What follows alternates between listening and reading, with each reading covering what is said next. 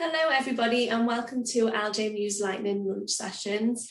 Today our focus is on mathematics and we are going to explore how maths improves human vision. So my name is Hannah and I work in LJMU's outreach team, and I'm joined by Gabriella from our School of Computer Science and Mathematics.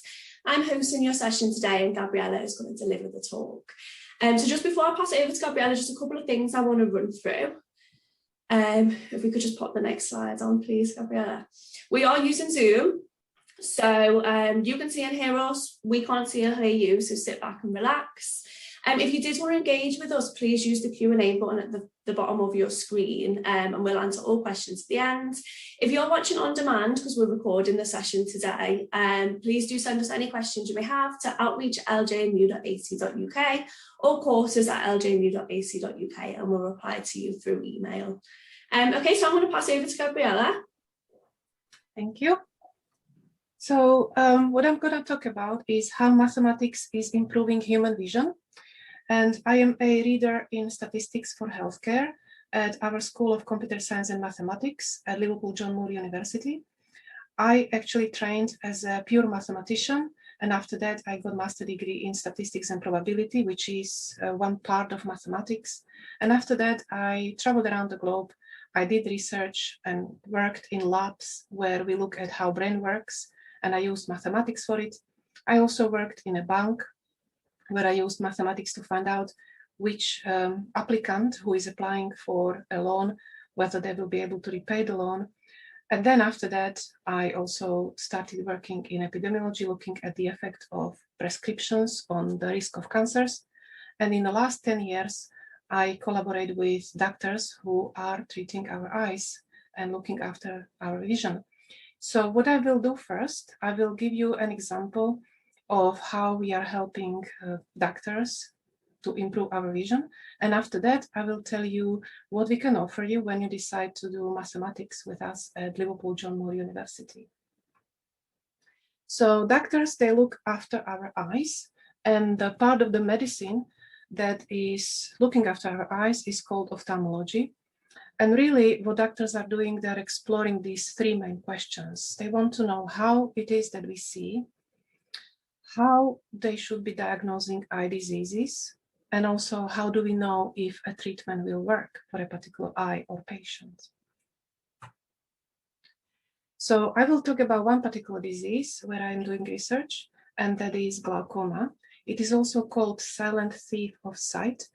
And why is so? It is silent because patients or people, they actually don't feel that something is happening in their eye. It's completely painless, mostly. It is a thief of sight because once it progresses and once you lose the sight, it is not reversible. There is no cure at the moment. It is one of the leading causes of the blindness, actually the second one after diabetic retinopathy. However, it is the leading cause of irreversible blindness. It is not curable, and about 50% of people don't know that they have it. That's because they don't have the pain. And very often when they start losing the sight, it's happening on the periphery of the vision, and it's just slightly blurred and they don't recognize it, and it's just creeping very slowly. Well, it's also big health problem worldwide. In 2015, about 3 million of people around the globe have been estimated to be completely blind because of glaucoma. And in UK, we have 700,000 people with glaucoma, and worldwide there are 60 million of people. So really, the only chance for us is to detect glaucoma as early as possible before the vision loss. So how do doctors actually do it, or what do we know about glaucoma? What we know is that it is a disease of optic nerve head, which is something what we have here at the back of the eye. So here is what you're looking at is your eye bulb, and inside of the eye bulb there is a liquid. And very often, not always, but in most of the cases, the liquid in the eye bulb is becoming too much and it's increasing the pressure inside. And the reason why this happens is because our liquid in the eye is being replaced all the time throughout our life. However, as we get older, sometimes what it happens is that the drainage of the excess liquid gets clogged. And then there is increase of the pressure. And because of this pressure, the liquid is now pressing against the structures that we have here. One of them is here, the optic nerve head. And this optic nerve head really looks like a sink. It's go up and down. And because there is a pressure on it, it starts to get damaged. Now, this optic nerve head is a place where we don't have any receptors, so it is responsible for our blind spot. However, it is very important because all these fibers are meeting here together, and then they go to the back of our eye where we make sense of what we see, because visual cortex is at the back.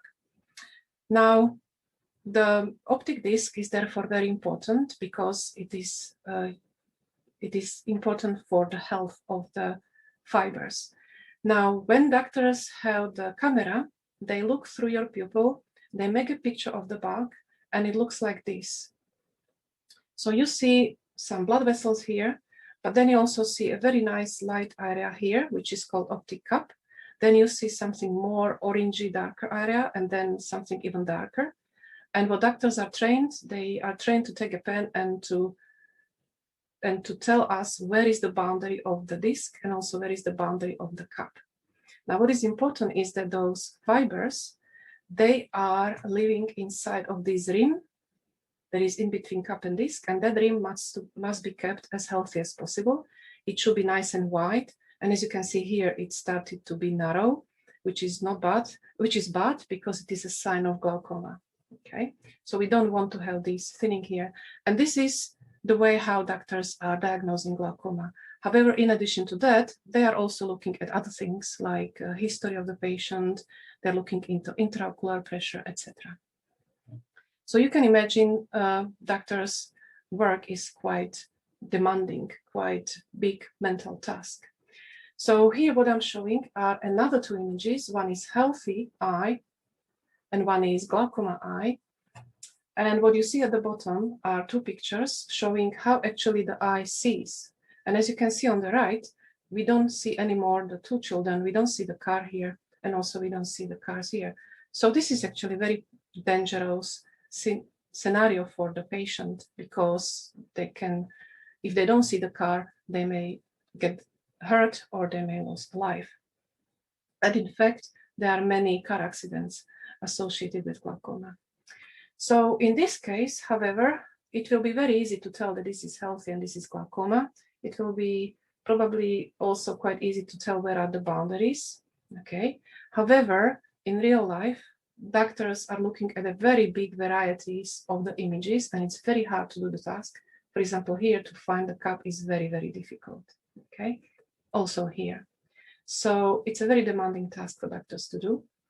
So doctors need help. They always keep rethinking all the time how to best diagnose glaucoma. And for that, they also work with mathematicians, physicists, and computer science. They also need to think how to make the care accessible to everyone in a safe way and also in inclusive ways. So including, for example, rural parts of the developing countries. Glaucoma is also a problem in United Kingdom because there are very long waiting times in the hospitals. So the question is, why not bringing technologies like artificial intelligence and automation? And of course, mathematics can help. So how we are helping with mathematics? So we are collaborating with several universities and also with hospitals. And what we are doing is we are developing mathematics to automatically find the boundaries of cup and disc and also to tell whether there is a deformation. So what you're looking here at is one picture of the glaucoma, which is at the bottom, and picture of the healthy eye. And what we did is we used mathematics to find the boundaries of the disc and also find the boundaries of the cup. Why? Because what you're looking at is actually about 1 million of pixels, and all these pixels, they contain numbers, and based on the number, you then know what color to show. So of course, these are pixels denoting black color, but then if you know that these pixels, that they go around this vessel, they are all having the same color because they are actually denoting a vessel. So we can use mathematics to find those streams of numbers that denote structures such as vessels. And in the same way, we can also find those numbers of pixels that are denoting the boundary of the disk and also cup. But you can imagine to find the cup is much harder, but mathematics can help. So that was one part. The mathematicians, we found how to find these cups and disks, what you can see here. And then you can see that this is likely a healthy eye. And here at the bottom, this is likely glaucoma because it has this narrowing of the rim here. So next we use another mathematics to find out how much damage we have here. And we do it by realizing that if the eye is healthy, then this cup and disk, they are nicely centered ellipses. So in mathematics, we know how to write the equation of ellipse. And now all we need to do, how much different is the shape of the optic cup and disk from this mathematical equation of the ellipse. And then we can come up with a deformation score and we can say, okay, if this deformation is above some threshold, then we will recommend this patient to be treated. So this is what we developed. And then we came to doctors and we told them, well, we can use mathematics. So what doctors said, fine. Now, as a next step, what we need to do is how it actually works on more and more patients. So we can be more and more sure that this is actually accurate. So what doctors mean is we now need to plan investigation to involve even more patients to find the accuracy of the mathematics. Then once we do it, we need to analyze all the collected data. And after that, we need to be able to communicate to patients. And mathematics can help with all of these three steps. So first of all, we can use mathematics to find out how many patients we need to recruit, to find out how good is our deformation score. And this is very crucial part because if we recruit too many patients, then this is not ethical because we are wasting resources. We are wasting the time of patients and also clinicians. If we recruit too few patients, this is also not ethical because then our conclusions will not be strong enough. We will get results that are not sufficiently conclusive. So that's what mathematics can do. We can find out how many patients we need to recruit. Also, mathematicians can tell doctors what other measurements need to be taken, age, intraocular pressure, and also we can quantify how precise these measurements are because there may be some variation. So next, what mathematics is doing is helping clinicians to figure out what mathematical methods we need to employ and to analyze the data, what software we need to use. So mathematicians, they do need some programming skills. Also, mathematicians are able to tell whether the methods that are already existing are good enough. And also mathematicians should be able to tell how we can actually upgrade, innovate, make better the existing methods. And that's exactly what we just did in the previous slide. And finally, in mathematics, we also know we have a language. We have a communication tool to be able to communicate the risk to patient. So for example, if I tell the patient, look, among 100 patients who are just like you, having exactly the same intraocular pressure and exactly the same appearance of the optic cup and disc, well, 20 out of 100 will actually lose sight completely in a year from now. So that's the kind of communication tool. And then the patient will think about, oh, 20 out of 100, that's a lot, okay? And then there may be a recommendation to treat. And also mathematicians can also predict what happens if it is untreated.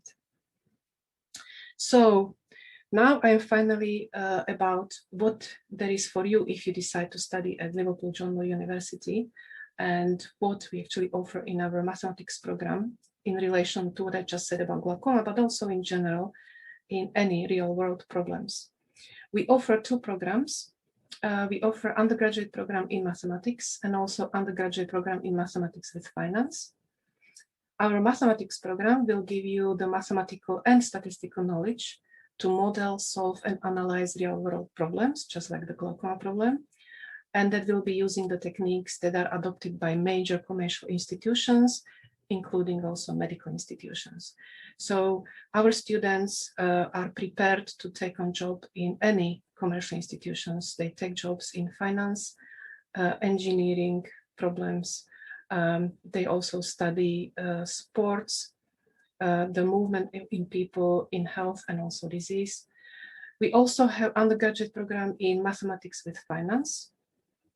And this was particularly developed in direct response to increasing demand from employers in financial sectors for graduates with a strong understanding of mathematics. And in the world of finance, if you know mathematics, then you understand which methods should be used, how they should be used, and you should be also then able to recognize that if the results then they don't make sense, you will be able to find out why it is and how you can tweak the method to make it more robust and make it more sense. So if you decide to study at Liverpool John Moore University in the program of mathematics, we offer modules in mathematics, and they are consisting about 60% of all the modules. That's because mathematics is the key. Then you will also learn statistics and probability, and that constitutes roughly around 20%, because statistics is the method that helps you to analyze the data in the presence of uncertainty and the noise. So you also need that expertise, but it's about 20%. And then the rest of the 10% is we teach you programming languages, R, MATLAB, and then also statistical languages, SPSS, Minitab. And within this 10% is also modules for your personal development. So you develop critical skills, people skills, and communication skills. And of course, we are accredited. We have professional accreditation for the program by the Institute of Mathematics. If you, however, choose program mathematics with finance, then you have less of the mathematics and computing, because then you have some finance modules. And that will be everything from me. Thank you very much for listening. Thank you so much, Gabriella. That was really interesting. I'd have never associated maths and health together at all, so it's great to see how maths is used in that medical setting. So thank you so much for everyone who's tuned in today. I hope you found the session as interesting as I did. It was really beneficial. Thank you so much, Gabriella. Just to say, if you did have any questions after the session, please do send them to outreach@ljmu.ac.uk, and enjoy the rest of your day. Thank you again for tuning in. Thank you. Thank you.